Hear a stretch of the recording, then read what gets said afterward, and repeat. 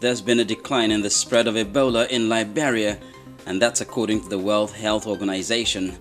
Liberia has been the country hardest hit by the outbreak.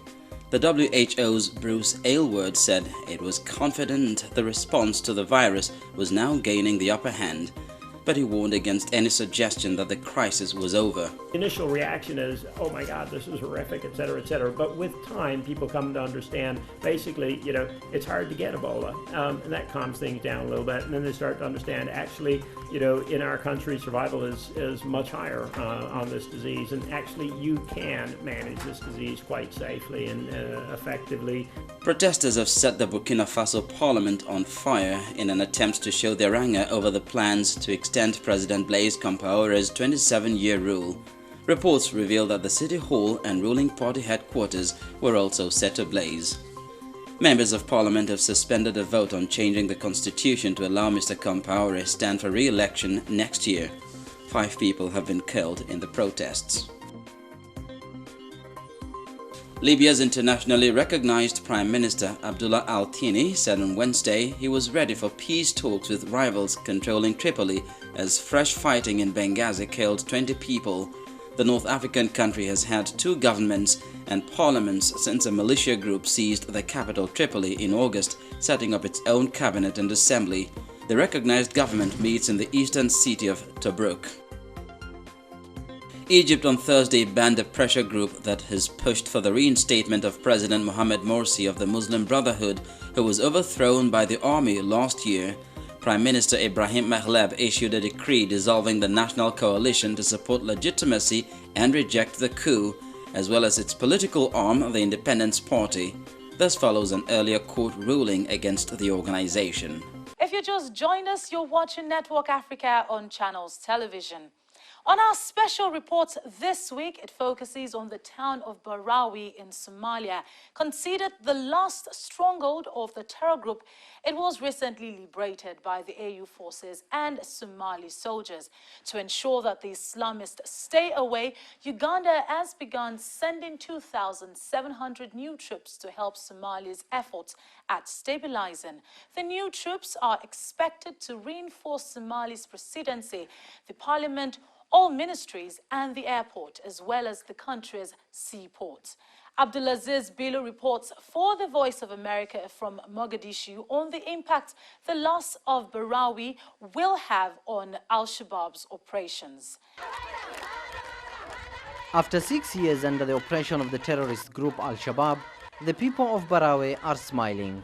They are seeing their president Hassan Sheikh Mohamud in person for the first time in 23 years. President Mohamud assured them of his commitment. It is the end of Al-Shabaab. The people of Barawi can now live in peace. For those who fled the town because of insecurity, please come back. I am sending an appeal to the diaspora and the inhabitants of Barawi to return and invest in the liberated city. Located 220 kilometers southwest of the capital Mogadishu, Barawi long served as Al-Shabaab's main headquarters and human slaughterhouse. Somali State Minister for Foreign Affairs Hamza Bur'i says he's happy to be back in Barawi. It is the first time I come to Barawi for the first time in 25 years. I am also pleased to welcome the President of Somalia, Hassan Sheikh Mohamud, whose government has liberated the coastal city. Under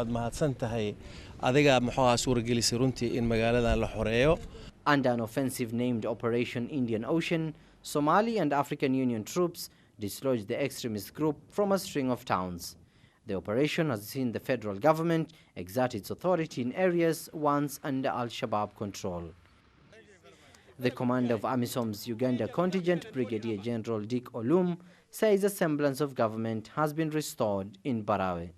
This specific field, the ground here, is the exact ground where Al-Shabaab used to conduct its execution. And it is this same ground that we have decided to come and bring this population and tell the people of Barawi that Al-Shabaab is gone, is no more, and we are taking charge. The government of Somalia is taking charge. The Somali National Army has taken charge. The Somali army also says it is winning public support. annaguna waa la hadalnay shacabka annagoo isla walaalahayaga AMISOM We are here, AMISOM and SNA, and have spoken to the communities, mothers, children, and they are very happy. They have confidence in us and are very happy with Operation Indian Ocean. They also took part in the operation and they welcomed us warmly. We are very confident that we can work with this community.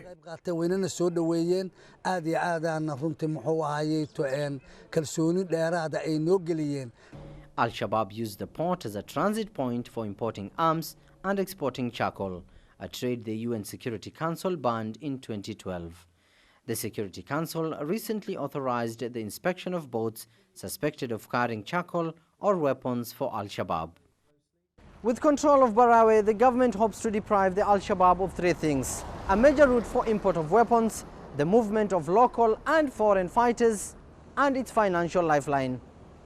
Abdul Aziz Bilon for VOA News, Mogadishu.